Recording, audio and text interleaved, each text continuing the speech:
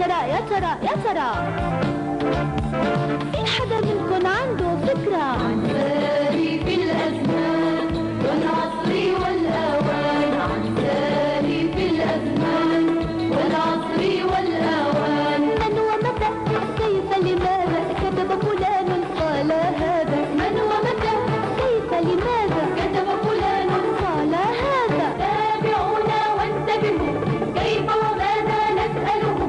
واللي بيحب يشارك